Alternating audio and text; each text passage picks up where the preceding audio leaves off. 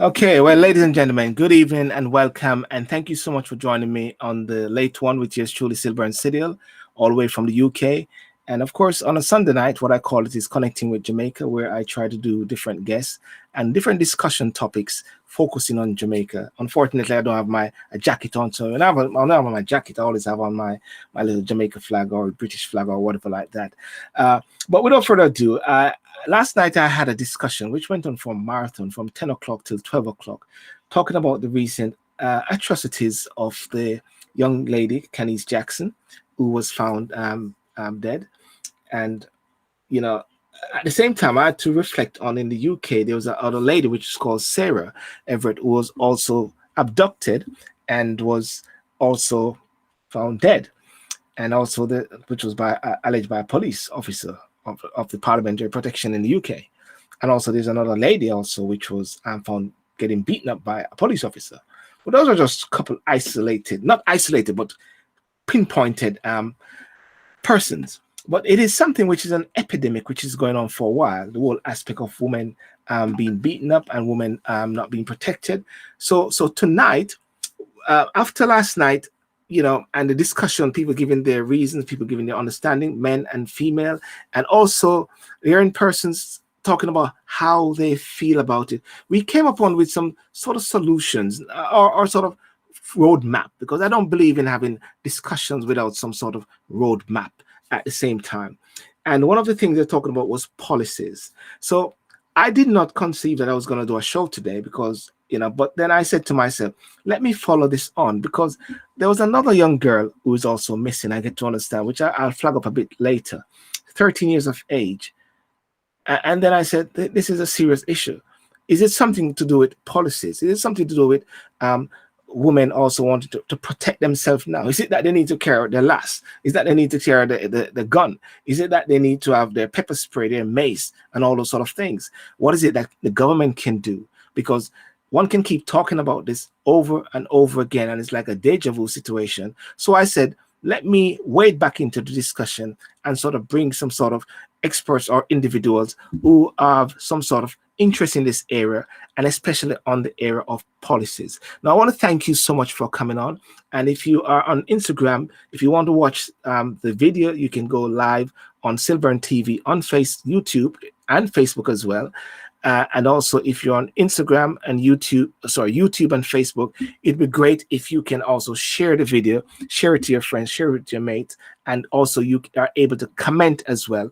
And so without further ado, let me just bring in my guest tonight, and I'll just go straight at it without further ado and just get the ball rolling. Okay, good evening, ladies and gentlemen. Good evening, sir. Good evening. Hey, VENESSA and NYRON Morris. Well, let's say, I'm sure NYRON won't. So also you are able to comment as well. What is that there? Can you hear me? So without further ado, okay, that's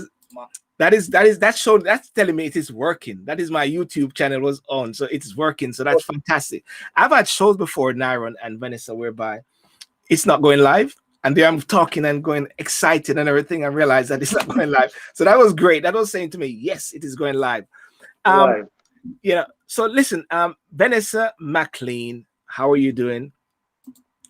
I'm doing fine. You're doing fine. What a good way to spend the lockdown, doing something very positive. Well, NYRON, when I said that I wanted somebody from Jamaica, I said to myself, nobody should tell me that they're going anywhere today, because I know they are on lockdown. That's how it cornered me. So I latched on first onto VENESSA because we from the UK, we work together in many aspects of it with the diaspora, and it's very interesting. But VENESSA, listen, you are what you call a legislator, in the sense of a legislation consultant, right? And one of your objectives is to add value to organization and to endeavor to assist in promoting and maintaining highest level of integrity and professionalism. And since you came back to Jamaica, you have been very much involved in being part of the, what should I say, building Jamaica. The society. the society in many ways. I Yes, have been quite busy. yes. So you're policy and legislation consultant. That's the right word. Yes. Yes, I Yeah. have been lecturing. I have been taking part. I have worked in with various ministries and groups in terms of implementation of various policies and the writing of various laws. And you a proper description of what I do is to Mm. treat the law as a tin of sardine, and I'm sure my colleague there would agree with me in terms of policy that it Yeah. has to go through a quality mechanism to ensure that Mm. it suits the social good for which it was designed. Yes, yes, yes. And also one of the key things is that you're very passionate about this particular area as well. And that's why I said let me just bring you on, you know. And NYRON Morris, a social policy and administrator, MS Masters, um, presently you are in British Virgin Island, isn't it? Yeah, Virgin Islands. Yeah, you Mona graduate, work in sports administration, student government administration, and general business management. President, a small business manager in St. Thomas, U.S. Virgin Island. And if you can just say your just a bit about you to put on the dry to put the flesh on the dry bones of the law right there, Lyron Morris. So tell us about yourself, sir. No, just a general and overall appreciation and, sometimes measured passion Mm, for what just society and societal norms and, just care for humans and care for the humans that make up society. So outside of the formal studies, I live my life almost as a, you know, just in the space where looking at trends and doing studies and listening to what is going on or observing what is going on, following the news and just staying on top of things as best possible, with a certain purview to guide me, or just to have different points and different visions of how things can work, mm, practically and practically. So in mm. as much as I am qualified academically, I like to be on the side of what is called the layman, so because at day's end, that's the persons, those are who, or we are who all the laws, legislations, governance affects the most, and Yes. that is where my passion lies. Mm. Well, thank you for that, and thank you for coming on at such short notice, Vanessa, as well as such short notice. And this has been. I don't like it sometimes when we move in a sort of reactor way, because I can confess that I'm reacting to something, and I hate reacting. I like to be very proactive, but this is where we're at. Ladies and gentlemen, you've heard of the murder of 20-year-old Canice Jackson, an accounting clerk of Portmore address. And the person who apparently is alleged murderer, I understand, confess, is in police custody, identified as a Robert Fowler. And you know, I gave the outline earlier about the UK as well, which is happening. Women are now fed up of this whole thing, and I'm just putting it straight out to you guys now. Can there be policies in government be implemented and enacted to protect women? You know, and presently, are the policies which are at present in place, is it doing a good job, or is it just lip service on the books of on the law books? Vanessa. Definitely, there is some attempt to try to, if I said that there was no attempt from anyone to try to cure this illness within the social, legal, political, and societal system, then I wouldn't be truthful. There has been some attempts to try, but I'm afraid the disciplines that you need to try to cure the ills are multi-disciplines, and one of the main discipline that you would need is a change management system, because you're dealing with thought processes and the way people see gender, Mm, women, and the society in general.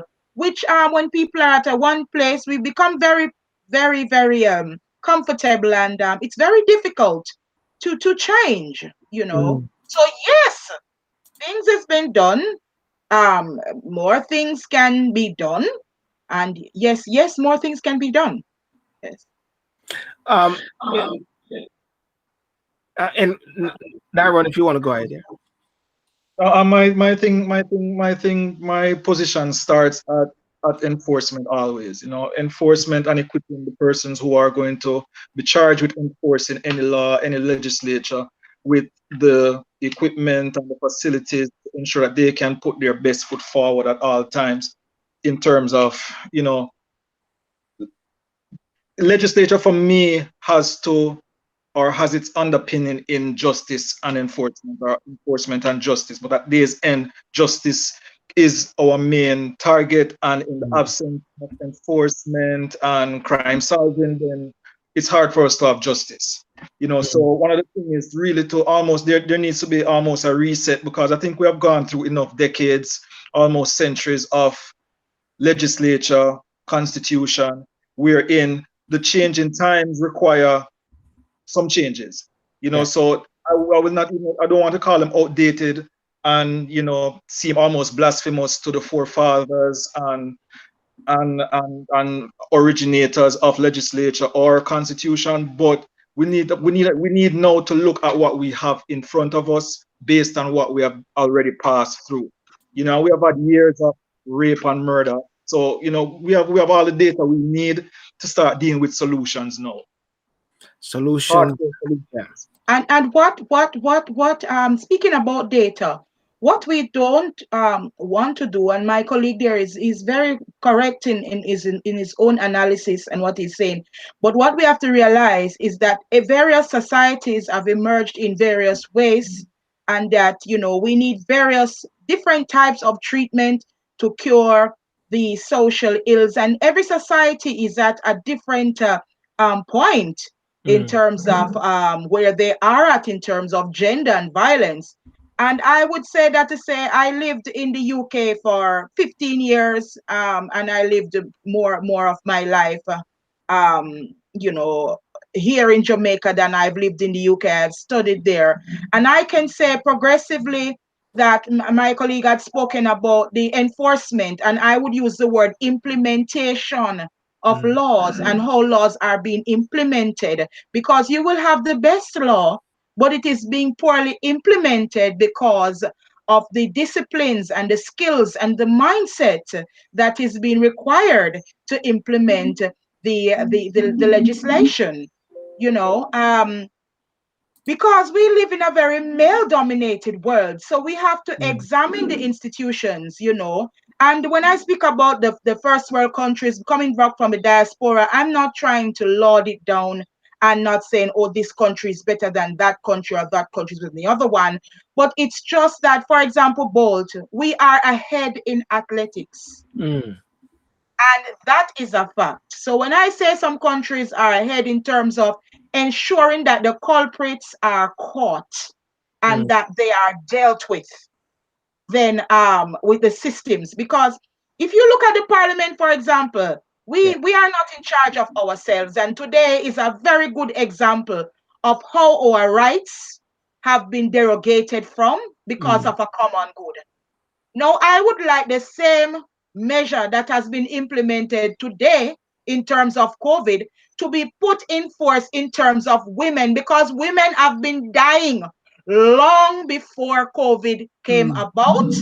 And don't the government is now serious? We have to stay at home. We have to stop what we are doing because people are serious. And that's because men are dying, women are dying. It is affecting everyone. Just because women are as a class of the society, and we are not per se the ruling class, even though in Jamaica they say Jamaican women are strong and this is how they are seen. And a woman is a woman, and physically women are not as strong as men, and it should not be used against them. So if our government was serious, if I look at the parliament at the moment, it is mostly men. You know, we some countries have gone to the extent of having gender quotas in their parliament to ensure that there is an equal balance. And in terms of the criminal justice system, they have gender equal juries where you have 6 men and 6 women. We are not there as yet, and we need to get there. I'm We gonna need ask to you. Yeah. I'm gonna ask this question and just wheel and come again. Wheel Bert and wheel Bert, don't lose your shirt. Is this Vanessa? You're in Jamaica. How do you feel in Jamaica? Do you feel safe when you get up and you're a firewoman? I think you can beat up everybody still, but but Well, that is the same thing I spoke about with my mouth and with my brain. But in terms of the physical man and the physical woman, I mean, women are not safe. yes, They are not safe. We don't have enough cameras. I mean, even in terms of the lockdown, now if you look at it and there's a late night where a lot of women are left at the taxi stand, the reality of a man, it's not like the man is going to stand aside and allow you, the woman, to go in the taxi. They are run jostling to get into the bus before you. That is the society that we are living in now. And I mean, it's not safe. And what we have though is a tolerance of mm, violence, a tolerance of violence at all levels, a tolerance of violence in the homes, a tolerance of violence in the music, a tolerance of violence in the schools.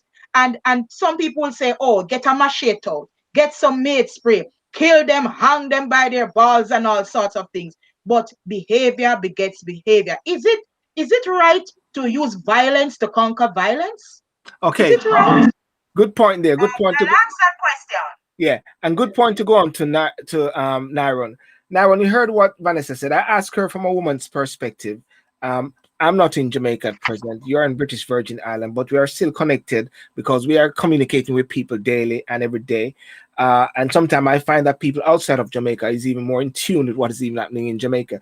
Nyron, from your perspective as a man, how do you feel women are? Do you feel women are safe in Jamaica? And if not, if that's not the case, In in particular communities across Jamaica, there's a high level of unsafety, lack of safety, or the lack of the feeling of safety right across the board. So I am going. It is hard to say. It is it. There's no comfort. There's no comfort. There's very little comfort in knowing that there is. All right, put it this way. One of my pet peeves right now, and what I think our greatest source of insecurity is ourselves, our yes. neighbors.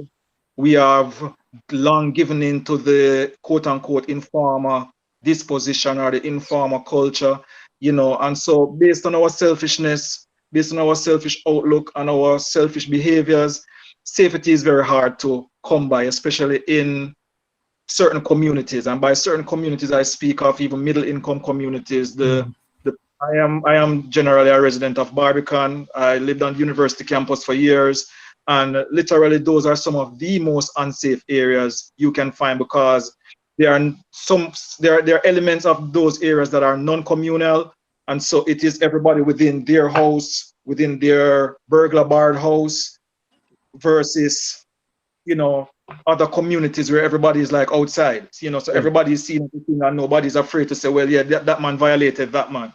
But the need for secrecy, even where crime is concerned, is very crippling. Okay, let's.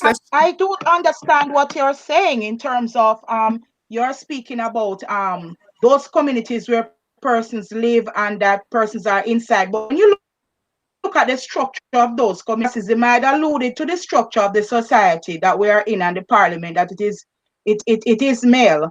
In terms of the implementation of the policy, you have classism in gender. And in those communities, the average woman would have somebody driving her, she'd be able to afford taxi. Now, this is a sweeping comment because you have different pockets around those areas and different class structures because you have a rented accommodation against a purchased one. But you would have those people having access to motor vehicle, and you have you have the little woman down in the ghetto that she Mm, does not have a car.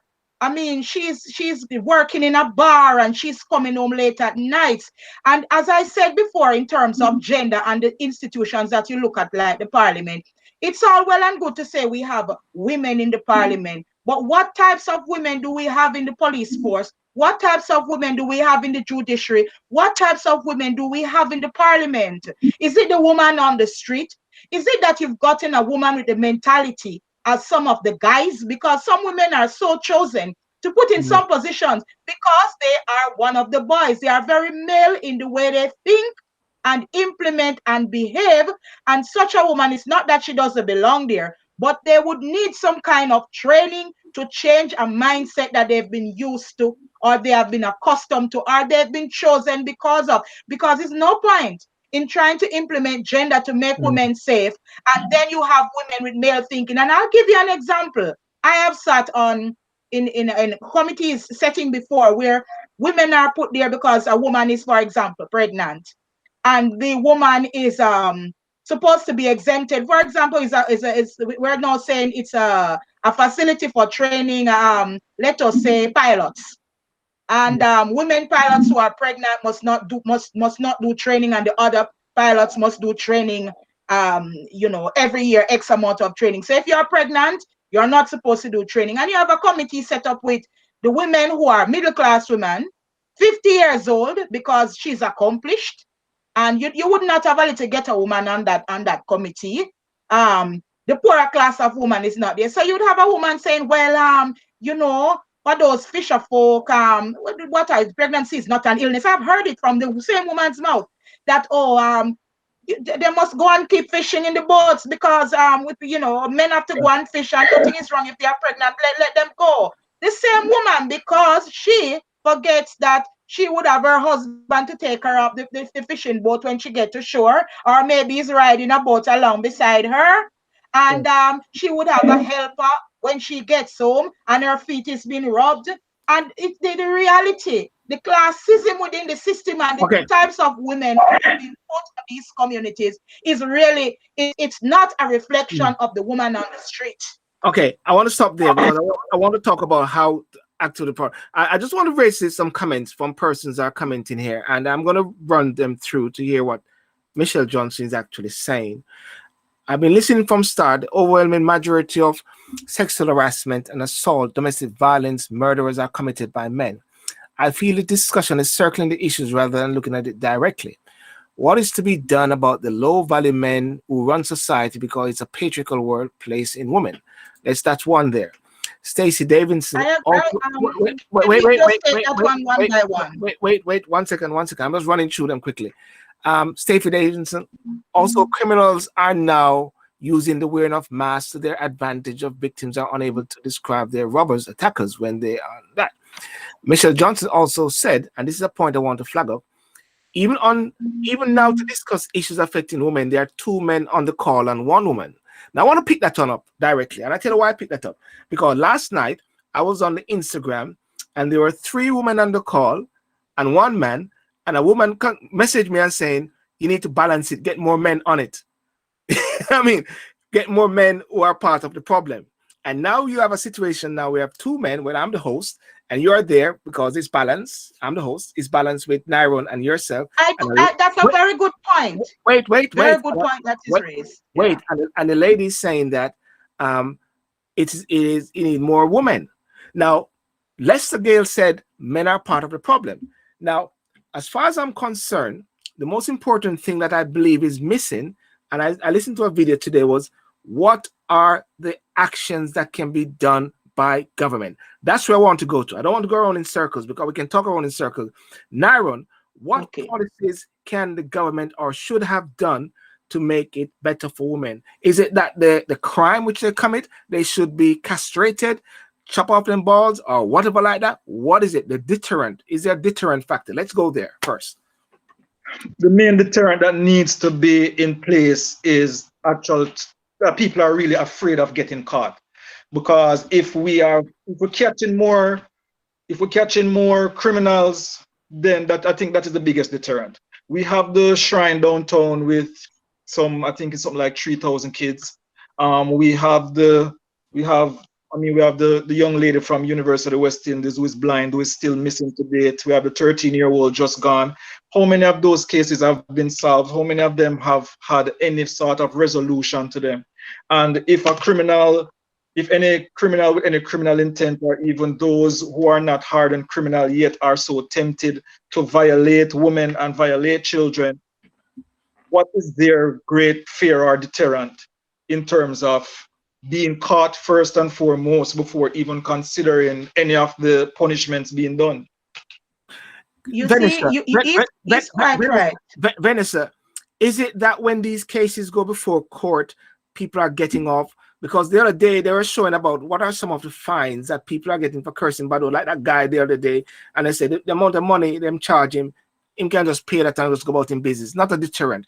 Are the deterrents, the punishments in the court of law in Jamaica, is it a deterrent or is it just Okay? Somebody had said before, the question, because you had come first about the question of the lady who was saying the men need to be brought. I used to work with an agency where they counsel the perpetrators of domestic violence. It's not every time that you have a hanging and a killing, and sometimes approach such as counseling and the probation services, even when persons are locked up, even when persons are committing domestic violence in the homes. How is it dealt with? How is violence in the, because these people are coming out of institutions that are the incubators of violence, and it is not being treated. You're speaking about the fines in the court. No, I don't think they are adequate. If you look at something like, even if you have a violence against someone, if you go to the police station to report something as anybody at all, especially as a woman, there is this sort of disregard. And this is in the public sphere. This is a sort of disregard of the fact that persons have rights, and the police station is a place where you go to ensure that your rights is being implemented and to listen to the persons and to take action. You go to the police station to report a violence, so a crime. You're barely, probably, if you have to beg them to get a slip. yes? You're not being treated with any customer service. In fact, you two are being treated as a criminal in the way the entire police, when you go to a police station, how you are being treated. So let alone if they want to drive you, they are not taking proper statements, not collecting proper evidence because they do not care. Then how do you get the proper tools to now go to arrest these people and bring them in? And when you bring them into the prisons, and even if they are there for 6 months, a year, even a day, what is the probation services doing to reform these people before they come out? And is there substance abuse playing a part in this? We live in a society where people just feel as anything. You pick up a piece of tool before you pick up a gun, you just shoot him, you chop him up. It cannot be the solution to the problem. We need a gentler society. Even when you look at the physical state of some of these communities and how people pack up on top of people, and the social infrastructure of these communities, it is a breeding ground for crime. And we need to start taking the violent behaviors towards women and children very seriously, just like the place is locked down now. And if you want to catch the people, if you want to deal with them, you have to be serious about implementation, cameras, investigations. Perhaps the police stations need to have specialists that deal with these types of gender-related issues. And I said before, you cannot pick up anybody to implement gender because some of them do not understand what they are doing because they have not been, as the entire police force, been trained in gender awareness and how to implement every single piece of legislation. That's a good point you brought up. That's a good point you brought up about the police station. I'm hearing a feedback. I don't know where it is. Karin Davis says deterrent, discourage, or intend to discourage someone from doing something. That's on Instagram. There was a case I heard of recently, and I believe it's in Ocherius, where a lady said she was almost going to be killed, and a girl named Sasha, on Comic Reason, had the video up. And this lady, I think the guy name is a gardener or something in Ocherius, she went to the police station and she reported it, and the policemen were like, "Oh, him," and it's like they were very cordial or nice to the guy, so she felt a bit like out of place, like she don't believe that she was going to get any justice there in a way. Is that what the point you're saying now? And Nero, for you to come in, is it that the police station or those safe spaces where women can go forward to report? Those are not, in my opinion, they are not safe spaces. They are not trained in gender. They are not trained in customer services because the public is paying you and they are your customers, or even public services. There is a course in England called public services. where you learn things like sociology, politics, and gender, and customer service, and how you treat those are the police station is not a safe space where you would go in to make a complaint and feel comfortable, because they wouldn't even carry you somewhere. You stand up there and everybody's hearing your business, and it's just not working. The system that we have is the police themselves are, I don't know if it's I think it's a mentality. And that's a verb. You wouldn't go to report a domestic violence case and say a female police coming out to talk to you specifically, or a police who has gender awareness. It's not, the system is not designed to cope and handle with these types of issues. And until the system is rewired, policy-wise, implementation-wise, to deal with these things, it's not going to work, because you can't just keep patching it like potholes. It's going to dig out. VENESSA, as a legislator and a person who deals with this area, how can it be done on the books? What is the process then? If you are saying that the police station is not safe, if you are saying that we need a sex offenders register, NYRON, we're going to come on to that right away after. What needs to be done? What can the people do to put pressure on the parliamentarian? Right. Yeah, tell us that bit there. What the people can do, for example, when you look at sentences, before we get there, when you look at sentences and you look at even the definition of rape, the definition of rape now is the person rapes. This, in my opinion, is what you call gender neutrality. Rape is predominantly a male upon female crime. And when you say the person is raping, are you now going to aggravate the sentence where the crime is perpetrated by a man upon a woman? And are you going to just say, is the person that rapes? What person is this you're talking about, when we know that 99% of the time it is a male upon female? The sentence, therefore, then, if you're going to say the person, to neutralize the fact that it is a male upon female law, the language that is used in the law needs to be looked at in terms of how you're fixing it into a gender neutral law by saying the person and he taking out the he out of the law and putting the person, because you're trying to recognize women. But in recognizing women in the laws, you're neutralizing the effect of the law, because the sentencing. And then if you look at even rape, when you're questioning people in the court, you're asking somebody what they are wearing. It's not that you're asking them about if VENESSA is wearing blue or Silburn is wearing black. You are asking me what I am wearing, because if it is short, it justifies the fact that I am to be raped. So all those types of questioning in terms of policies and legislation and all councils question the victims of rape is not correct, you know. And thing where, if you look also that rape only takes place, people drag you away. People can go to people's houses normally into taxes and be lured into rape, you know. And it's almost as if they want to blame the victim. Let me get NYRON. Can you come in there, NYRON, on that bit there regarding policy changes, the thinking behind these things? Again, I am mostly in support of Ms. McLean's position. Just overall, we're in. I think you know, and as I said it at the start, we have had decades of examples. All the books are there, all the rulings are there in the law, all the rulings are there in the court that have gone over a number of years. When are we going to get back to the basics, get back to a position of a reset position to say, how are we going to address some of these ills that have already taken place, that we can now basically predict that they will be happening tomorrow, next week, after, instead of being in a position now where it's a reaction. There's a video out which shows somebody's private camera that shows Miss Jackson when she was on her way to work. You know, she was just walking past somebody's house, you know, and Miss McLean touched on it a couple of times, and I hope it's something that she will take some time to expound on and, you know, join us in pushing for, because the legislature has to be grounded and founded now in evidence and how evidence is handled, how evidence is gathered.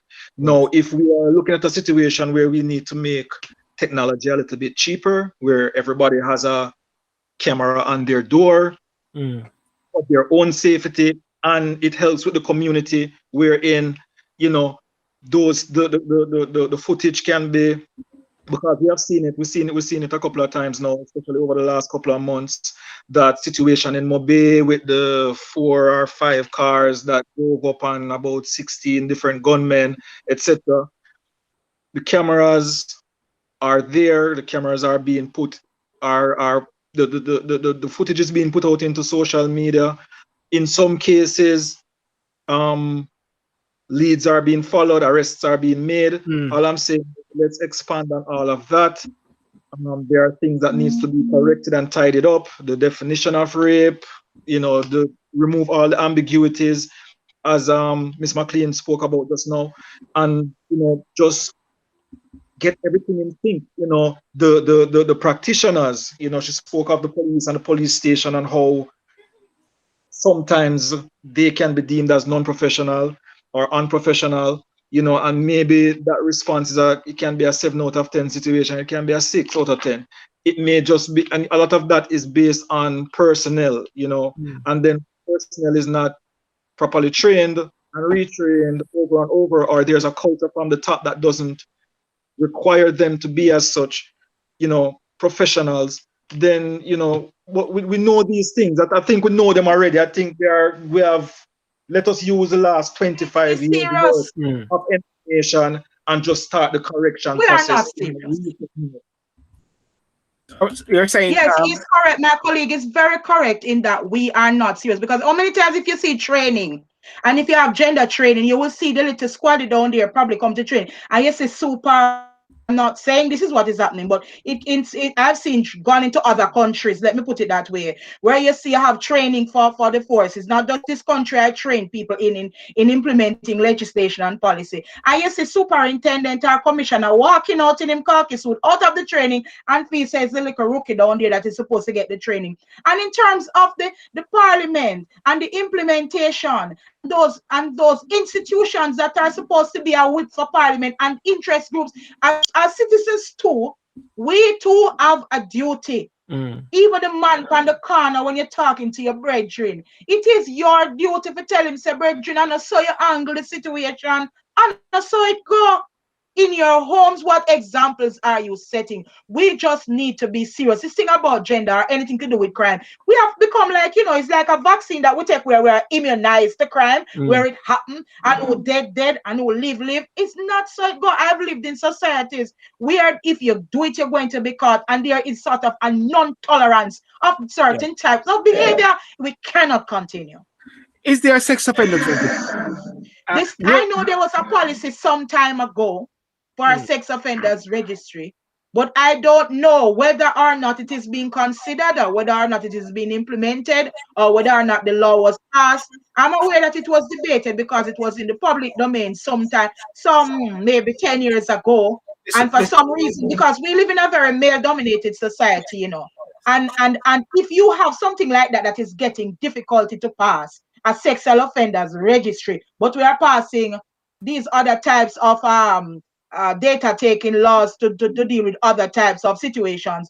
It is a sign that if people are afraid of this kind of registry, it is telling on the society that we are not ready for change, because these kind of laws are there to address social ill. And if all know we don't have when you have sexual predators and we don't have a registry system and a system to deal with them in terms of the implementation, that we are not serious.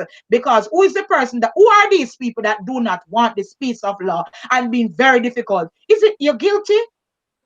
I don't want it to be perfect. Okay, Michelle Johnson said the issue is still being ignored in this conversation. I don't know what that is, because they cannot address all of this in one conversation. People need to understand that, right?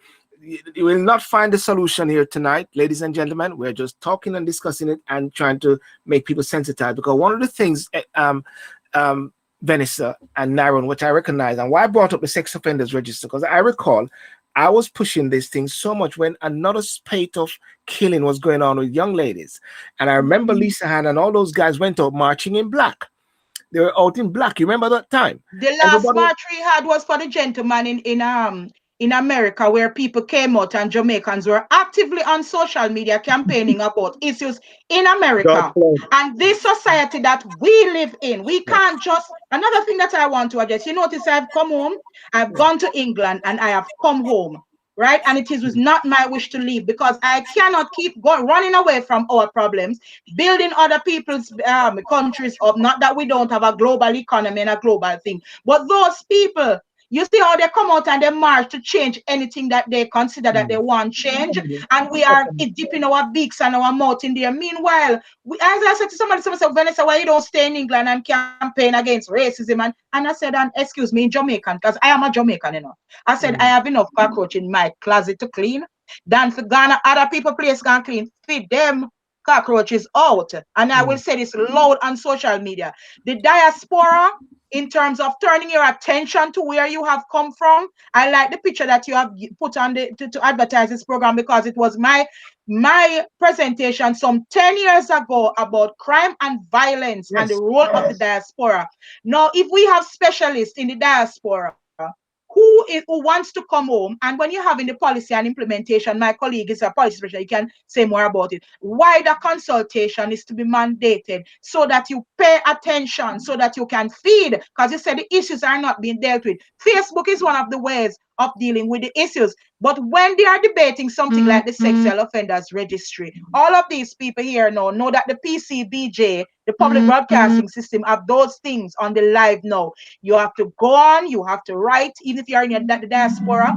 And also, when people come back from the diaspora, don't see them as an extension of the plantocracy or the plantation owners. Some of us have come home because we want change. So we should not be boxed in a corner or be ignored. And because you feel like you come from London, you are lauded down. Because I was told this when I presented 10 years ago, some more than 10 years ago at the diaspora conference. Somebody said, oh, you come from England, with your fancy, where you know about crime and violence. I had to remind them of where I was born and raised. And that is why I know what goes on in the ghetto and what needs to be changed, because if the society is not cleaned up even at that stage, where you shouldn't have, remember in England we had rotten boroughs and pocket boroughs.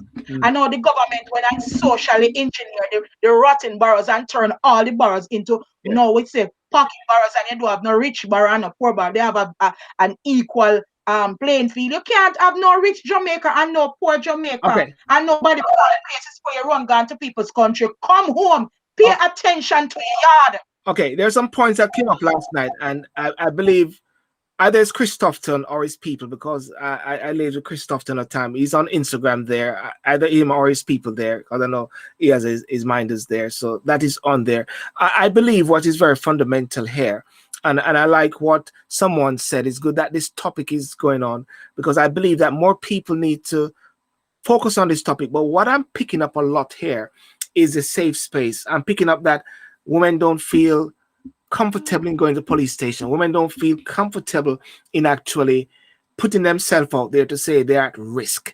And I'm going to come to this point here now, which I also brought up years ago: domestic violence and the aspect of safe houses. Protection order. Let us go to that. Yes. The protection order, Mr. Sidial. Yes. Is a protection order where you go down a station, and as I tell you, when you go down, how it starts, you go down a station and you try to report it to the man there. Him really don't want to take. And I've had to walk this journey with somebody, so I can tell you that he doesn't even want to take a statement off of you. Okay, you get that state, they give you a little receipt. They don't want to take a statement because as I said, I've walked with somebody that road. They don't want to take the statement. They give you a little receipt. You take it down to the court. You they don't go and take out the perpetrator of the violence. You are sent down to the court to go and get this protection order that requires sometimes some type of hearing and a ruling, and that can take time. Meanwhile, the perpetrator of the domestic violence is still in the home, right? And despite this, okay, you go to the court to get the order, right? And you call the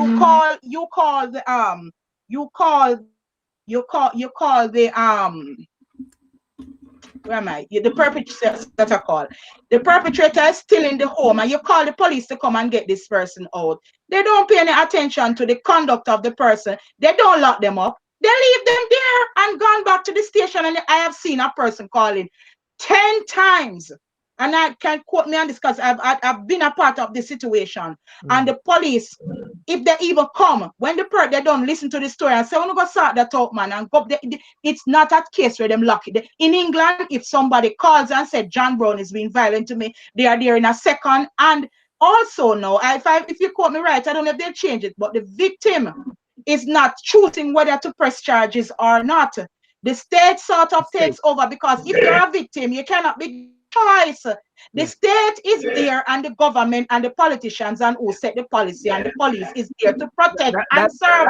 So they are supposed to come in and remove the perpetrator of the violence out of the home, whether he's a owner or not. And I know you have occupation orders, but they tie our system up into bureaucracy in terms of the implementation. So again, that tool that is used to curb, and then the fact of calling it domestic. Why is it domestic? Then a wife is a wife a compellable witness against her husband in terms of giving evidence? Is she a compellable witness against her husband in terms of giving evidence? Even labeling the thing as domestic violence and putting it into the family court, which is usually a civil court to deal with friendly matters. It is not crime. When it's a crime. Criminal case. So therefore, what we are talking about right there now is that for this domestic violence or this whatever crime to take place, once that is mentioned, the woman is going right back into that same back, and they don't care because there is a society that they give us. And one of those shots that we got in our arm when we were children was to give us something to numb us against the feel. I tell you what, we need to bring back the love.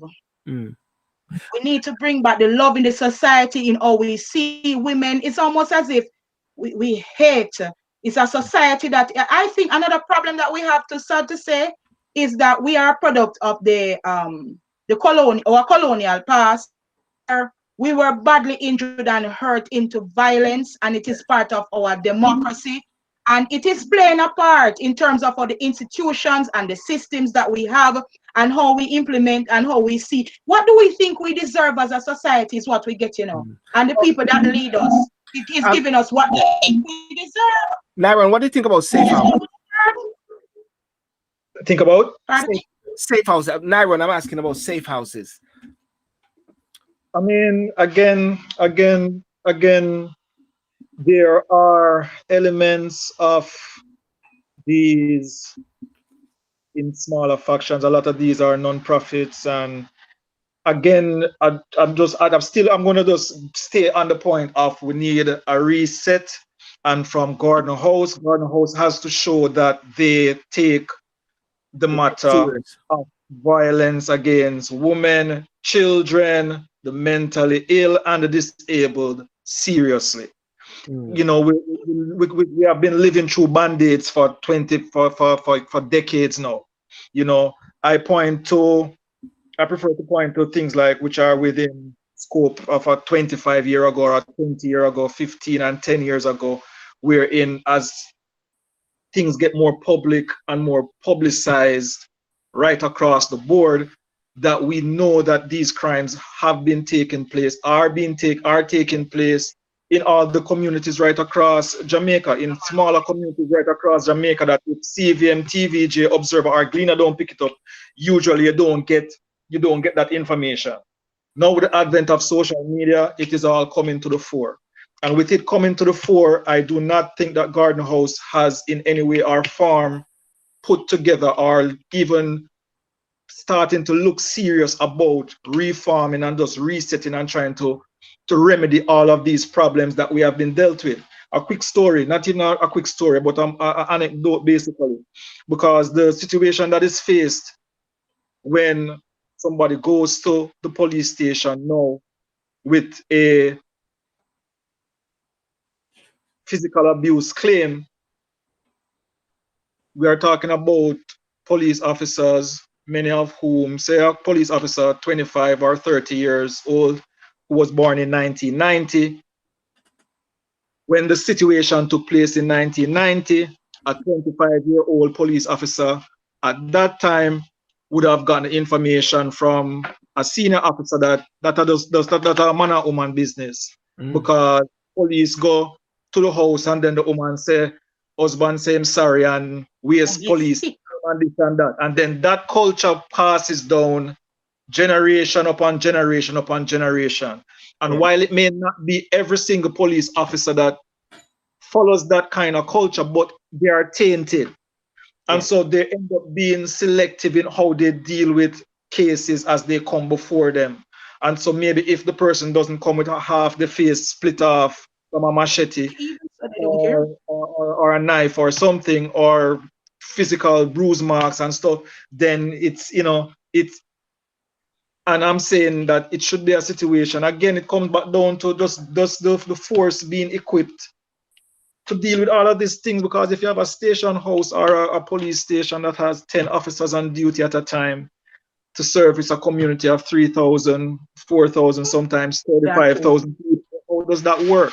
You know, yeah. I am sympathetic, empathetic to the average police right now in this time of pandemic.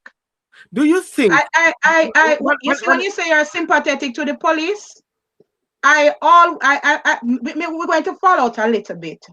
But I have been in situations. I have been in situations where you have had.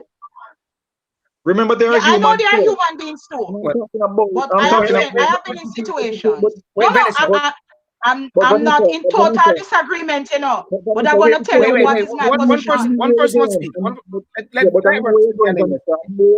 And I chose my words. I'm trying to choose my words as carefully as possible, so as not to skew the discussion. I am looking at them as human beings. I already outlined what it is that may affect how they deal with people. I understand all of it. I am hoping that we stay on point we're in. We do not. No, we're on point, you know. I am just saying that there's a part of this. I agree with what you're saying. But the police, sometimes we always talk about manpower. Manpower is your greatest asset. I have been in a situation where I was, for example, given a department, which say I needed to set up computers in the department. I was given nobody to set up computers, and I had to set up every day. I have a seminar, I have computer set up. So me, I could sit down there and say, well, I don't have anybody to set up the department other than taking somebody who is a janitor, somebody who is a bearer, and training that person in basic computer skills to set up a projector, a computer, and giving them those skills, because they are all that we have. And I understand what you're saying, and the government too must ensure that the resources are being spent, the budgets are taken of the community. And I understand as a policy maker why you're saying that.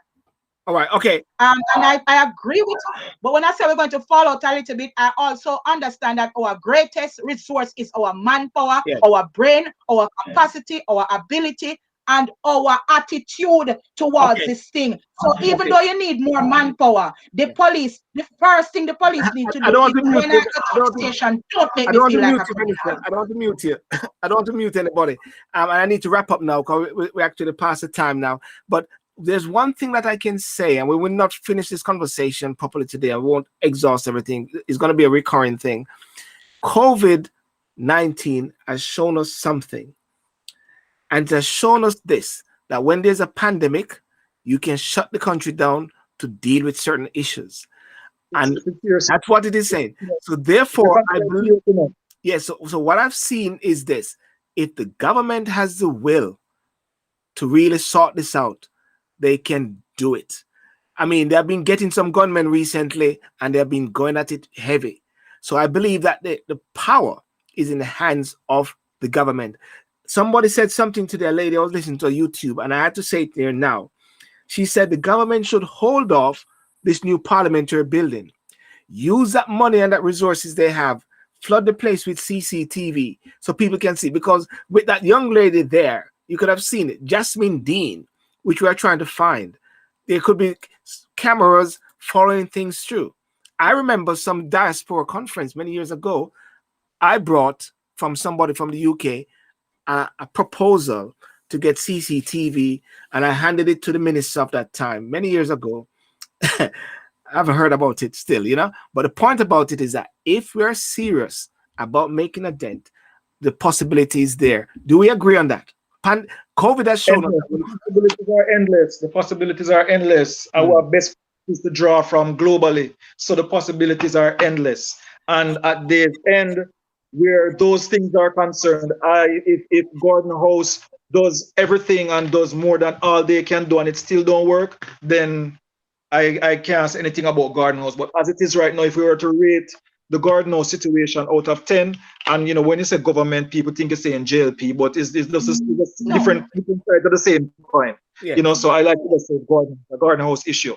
Now, if you are going to prioritize, and if crime is a priority, if education is a priority, then we just need to just do the things that have worked in other jurisdictions that you pay consultants millions to come and tell you and then not do.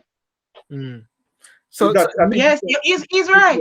What you spoke about those people that the COVID. You know what happened now? You had musicians dying, you have politicians dying, you have common people dying, and because COVID is not classes, that is why the implementation of the measures has been uniform regardless of where you are, where you live. So we need to stop classism because that is the greatest evil that is plaguing our society today in terms of the implementation of resources, the spending of resources, solving of crime. We are one love, one heart. Let's get together and solve this problem.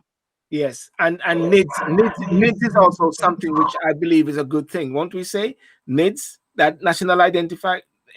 Is that a good thing? In terms of the needs, The they're principle. ironing it The out. They're principle. ironing it out and taking The out the part principle. that parts Mm. that what you would call the things that are infringed. Yes. Sometimes government out an abundance of caution and want to solve problem, they get Yes. overzealous and wanting to see certain strict measures. But where the people have been crying out that we don't think this is unconstitutional, so we can see the government trying to adjust that. But you can't have people around in terms of Yeah. and you can't catch them. You don't know who they are. They don't have birth certificate. They Yeah. don't have ID. They vanish without a trace. Yes. And when we go into other people's countries, we are nidzing and nadzing in those Yes. countries. Yes. Well, guys, listen. I want to thank you so much for coming on, and this is a conversation, and nobody will actually believe that we have gotten everything and we have dealt with everything, So, and that is why I sort of coined it in a sense. Can government policies save and protect women? And so I use it from one angle. There is the issue about men in the home. There is the issue about the education aspect as well. There is the issue about many different factors about society. There are issues about pedophilia, which reign in Jamaica when we're going to school, where we see it and we never knew it was until we come afar and I realized it's pedophile. When young girls were going into buses and getting all the bus drivers them, and we used to think it was cool.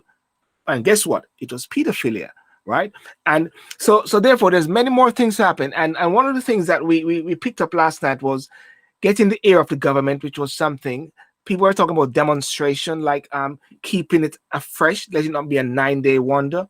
Women's centers in areas in Jamaica, shelters to be created. One colleague was talking about the I think dash. the Ministry of Gender has a shelter. I saw them advertising it now, Miss Grange, that they Okay. have some safe home programs. Yes. But sometimes it is even the will to get there, and even in terms of you go to the police station to have a person to encourage a softer approach to the implementation, because Yes. it's hard for somebody to just get up and just leave them home and live their lives. They need Yes. encouragement. So the system too has to be Yes. given the social workers and all of those Yeah. social tools that Yeah. we need. Yeah, and as I wrap up, the Women's Initiative Fund, which a colleague mentioned about, that is a way that diaspora can also do some partnership in a way to strengthen that area, because it is one thing to have a shelter, but a shelter is not effective if a woman leave her home to get protected and the man know where the place is. So that shelter need to be in some discreet places, and shelters in strategic places with security factors around those places if we are really serious. Should the government hold off funding of a new parliamentary building? Should NIS be back on the agenda? Or, as you mentioned, sorted out, CCTV cameras a must. And so those are one of the things. But before I go, let me just put this picture up, ladies and gentlemen, for your information. There it is, a picture. Please share and broadcast to all your groups, please. Okay? And the person is Miss Lamika Lamont, has been missing since March 26, 21. I'm kindly asking for your assistance with circulating the information so that we can help in find her safe and sound before it is too late. She's 13 years of age and she attends Camperdown High School. She's 13, ladies and gentlemen. So it is not just the adults, it is happening there right across the country. And Houston, we got a problem, serious problem, guys. I've had it All for a right. while, so let's deal with it. Yes. So, guys, VENESSA, want to thank you so much. Thank you. Yeah. NYRON, want to Thank thank you you so so much.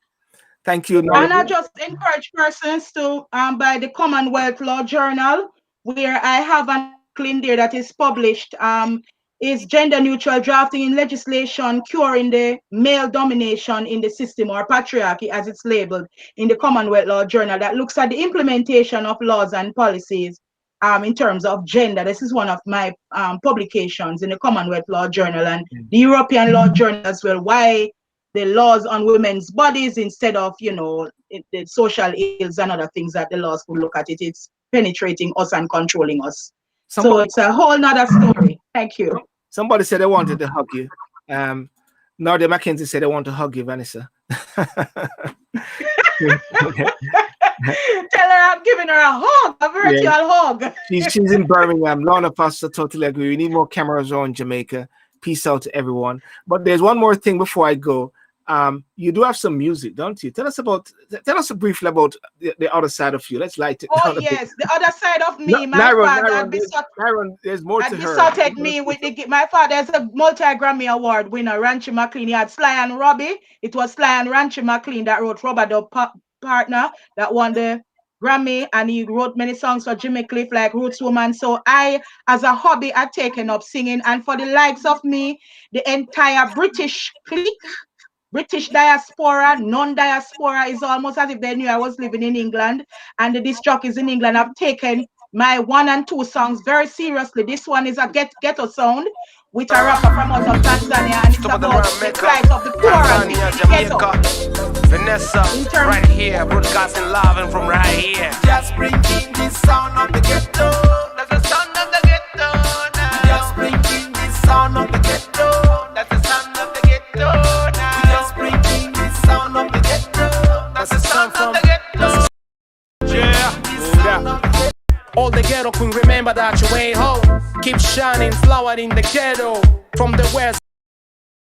So tell us about that song, VENESSA. Well, it's called Ghetto, and it's about it's about the plight of the people in the ghetto. Yes. It's about the fact that, when people are even when they're shutting down the parties uptown, is uptown, they are downtown because of how people dress and how they look, and they shut down their parties first, and then they take time come uptown. In terms of all the laws implemented, you can't just take away people's rights because they are from the ghetto. Yes. And you have this ghetto mentality. So I'm crying out, just bringing this sound from the ghetto in terms of even the pandemic and the social realities of persons living in the ghettos. I mean, the uptown person will be able to buy vitamins and minerals to stop themselves getting COVID. But what about the poor little people them down in the ghetto and the people them down in the ghetto? We have to pay some attention there. And even with this needs, you have a thing you call gentrification in the needs. Where society look better and gentrified, I don't see any community that they start planting flowers, taking down the zinc fences in terms of the implementation. Sorry, the ZOZO, not the needs, the ZOZO. There is some part in the ZOZO, the zones of special operations, where you're supposed to gentrify the society, where you're supposed to turn the rotten borough into a pocket borough. So I don't see that part in being implemented, where you're fixing up the ghetto. It's in the ZOZO law. Get there. Get down to the ghetto. Just bringing this sound from the ghetto. Yeah, message is getting clear. And NYRON, any last word from you, sir? That's it, man. I'm good. I am good as is. I am just hoping really and truly that government started this thing serious. As you already said, you're wrapping up, and so touching on ZOZO and NIDS and all the rest of it is out of the question right now. But is a whole bundle of things that I just want and hope that God knows see it as important.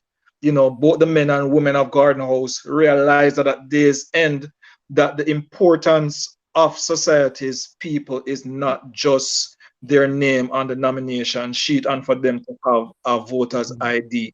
We talk about, you touch on NIDS, and God forbid, man, there is so much machinery that goes into enumeration, and you can find everybody on election day to wheel out a grandmother out of her house, off of her crippled bed, to go and dip her ink in the finger, her finger in the ink. But then now you say you can't, you don't know this, and you need information for here and there. Come on, man, you have to do better than that, man. Yes, yes. All right. Well, thank you so much, guys. And NYRON, respect, and VENESSA. Thank you, NYRON. Well said. Yes. And peace out. And for those on Instagram as well, Karine and all those guys, thank you so much. Facebook and Thank YouTube. you. Thank you. Okay. Have a good night. Good night, everyone. Take care of yourselves. Bye-bye. Thank you, Silver. Bye-bye. Thank you. Cheers. I'll contact you guys after. Yes. Thank you. Okay, good. Okay, well, ladies and gentlemen, thank you for that. Well, that's a wrap, and that was a good show. I believe we try as much as possible to get in as much as possible, but we'll never get in as much as possible that we want to. But I believe it is very important that we keep a spotlight. And that is something that came out last night, as Kiddis was saying, keeping a spotlight on the issue, not be reactive, but to be proactive. And I hate being personally reactive. But if I don't react at the same time, then you sort of fall into oblivion. So therefore, I'm going to have to keep that mentality on this particular issue here. Because many men, many guys, even though men are deemed to be the most perpetrators, they've got the wife, they've got the children, they've got the families as well. And they wouldn't want anyone to hurt them. So therefore, my appeal to men is to do the best thing and to be a protective factor for women. There are a couple of things that the women are saying in Jamaica. MP in the UK was saying that men should go on curfew. They should curfew men at 6 o'clock. That was interesting. Men should be curfewed at 6 o'clock. Another person was saying something which is good, that if you're walking behind a woman, sort of stay back or cross on the other side of the road, if anything. And or if anything, speak a bit loud or so, or on your phone, just to let them hear, because that sense of fear as well. So there are many ways that I believe that men should somehow try to help in the process. So I want to thank you so much and have a good night. And remember to like and subscribe to the Silver Show on YouTube, Facebook, Instagram. And also you can check out my Walk and Talk motivational moments. That is my, my motivational stuff on Spotify, Anchor, and also on podcasts, iTunes. Okay, have a good night. God bless you, and peace out. Bye-bye.